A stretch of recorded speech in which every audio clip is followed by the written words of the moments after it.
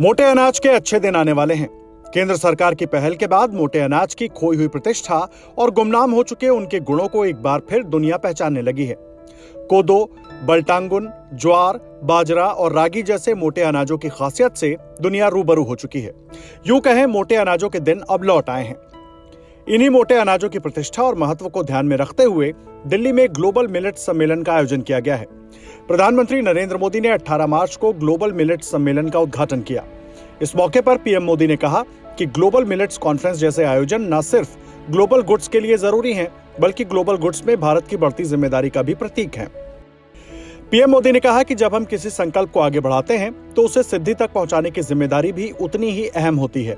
आज विश्व जब इंटरनेशनल मिलेट ईयर मना रहा है तो भारत इस अभियान की अगुवाई कर रहा है। भारत के कहने पर ही संयुक्त राष्ट्र ने 2023 को अंतर्राष्ट्रीय मिलेट्स वर्ष घोषित किया था।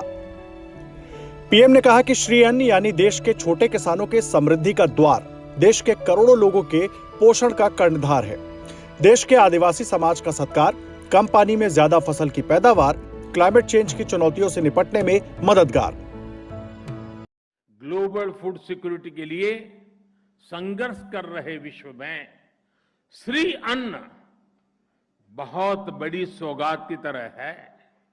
इसी तरह श्री अन्न से फूड हैबिट्स की समस्या भी ठीक हो सकती है। श्री अन्न को वैश्विक आंदोलन बनाने के लिए सरकार ने 2018 में मोटे अनाज को पोषक अनाज घोषित किया था। इसके लिए किसानों को जागरूक किया गया और बाजार में रुचि पैदा की गई। युवा नए नए स्टार्टअप लेकर इस क्षेत्र में आए।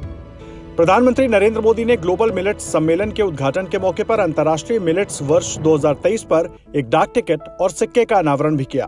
प्रधानमंत्री ने बायर सेलर मीट और प्रदर्शनी का भी उद्घाटन किया। दरअसल मिलेट्स यानी मोटे अनाज में पौष्टिकता ज्यादा होती है। भारत में मोटे अनाज की खेती 12 से 13 राज्यों में होती है। पहले मोटे अनाज की घरेलू खपत कम थी, लेकिन जब लोगों ने इनके गुणों को जाना, तब से इनकी खपत महीने में प्रति व्यक्ति 14 किलो तक पहुंच गई है। मिलेट्स न्यूट्रिशन का भंडार है। भारत सरकार किसानों को खेती के लिए प्रोत्साहित कर उन्हें आर्थिक रूप से सशक्त बनाने का प्रयास कर रही है। साथ ही आम लोगों को मिलेट्स के प्रति जागरूक करने की दिशा में तेजी से काम कर रही है। Bureau report, prime net news.